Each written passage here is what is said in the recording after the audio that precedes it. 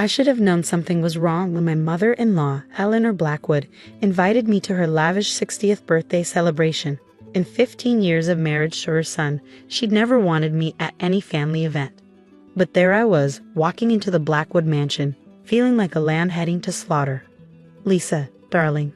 Eleanor's voice dripped with honey as she air-kissed my cheek. "So glad you could make it." Her eyes, cold as Arctic ice, scanned my simple black dress. "Though you could have made more of an effort for such an important occasion." I forced a smile. "Happy birthday, Eleanor." My husband, Thomas, squeezed my hand reassuringly. He knew how his mother treated me. The constant jabs about my middle-class background, the snide remarks about how I trapped her precious son. But Thomas loved me, and that was enough. Or so I thought. The Blackwood mansion hadn't changed since Richard, my father-in-law, passed away 6 months ago. The same crystal chandeliers, priceless artworks, and that infamous jewelry collection Eleanor loved to brag about. Especially her pride and joy, the Blackwood diamonds, a family heirloom worth millions. "Mother, you look wonderful," Thomas said, hugging Eleanor. "The party is amazing." "Of course it is," she preened. "Though it would be better if your father were here." Her voice cracked perfectly, and several nearby guests murmured sympathetically. I bit my tongue. Eleanor had barely waited a month after Richard's death before throwing lavish parties again. My father-in-law, kind and generous, would have hated this display. "Lisa," Eleanor's voice turned sharp. "Be a dear and help me with something in my room." Woman to woman. Thomas started to protest, but I shook my head. Better to get whatever this was over with. Eleanor's bedroom was a monument to excess, all gold fixtures and silk wallpaper. She closed the door behind us with an ominous click. "I know what you're doing," she hissed, dropping all pretense of civility. "Excuse me? Don't play innocent. I know you've been meeting with Richard's lawyer. Planning to contest the will, aren't you? Thinking you deserve a piece of the Blackwood fortune?"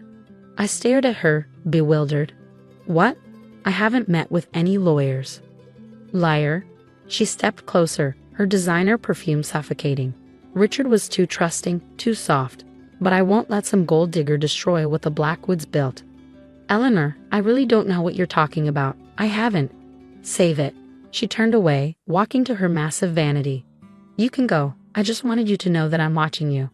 I fled the room, my heart pounding. Something wasn't right. Eleanor was many things, but she'd never been quite this unhinged.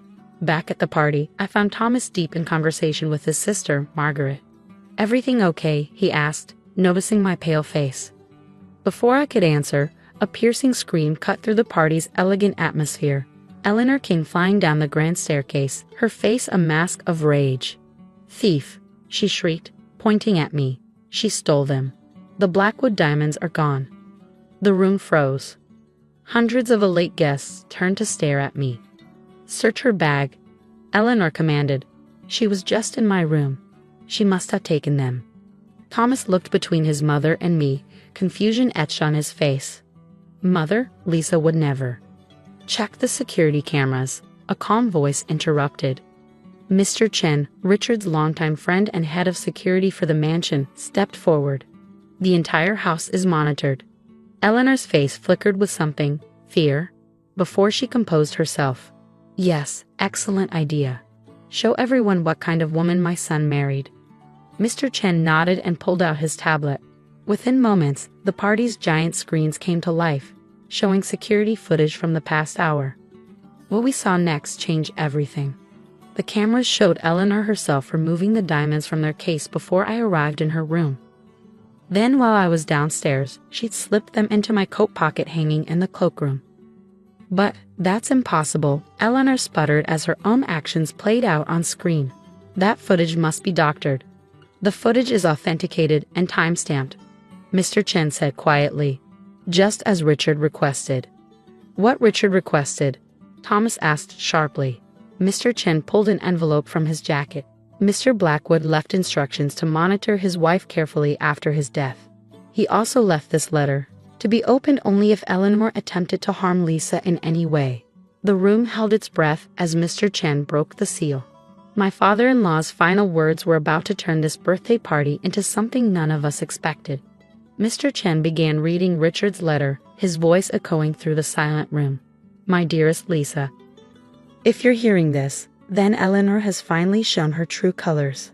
I've watched for years as she tormented you, while you maintained your dignity and grace. What she never knew was that I saw everything. Every cruel word, every scheme, every attempt to drive you away from Thomas. You see, Eleanor married me for my money, just as she accuses you of doing with Thomas. The difference is, you truly love my son. I've watched you support his dreams, stand by him through failures, and love him unconditionally. You're everything I wished Eleanor had been. That's why I changed my will 2 months before my death. Eleanor believes she inherited everything. She's wrong. I left her only a small monthly allowance, the Blackwood fortune, including this mansion and all assets I left to you, Lisa. Why? Because I trust you to preserve the true Blackwood legacy, not one of wealth and status, but of family, love, and integrity. Values that Eleanor never understood. There's one condition. You must use part of the inheritance to establish a foundation helping women who suffered from domestic emotional abuse. Eleanor's treatment of you may have been subtle, but it was abuse nonetheless.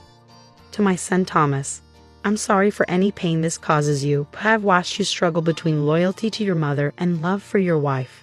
It's time to break free from Eleanor's manipulation. And to Eleanor, you spent 30 years pretending to love me while waiting to inherit my wealth. Consider this my final gift to you, freedom from pretense. The diamonds you're so desperate to keep, they're paste replicas. I sold the originals years ago and donated the money to domestic abuse shelters. Mr. Chin has all the legal documentation ready. Choose wisely, Lisa. The power is now yours. With love and trust, Richard Blackwood. Eleanor's scream of rage shattered the stunned silence. Lies. All lies. She lunged for the letter, but security stepped forward. The documents are quite real, Mr. Chen said calmly, producing a thick folder. Everything was properly filed months ago. I felt Thomas's hand find mine. Did you know? He whispered.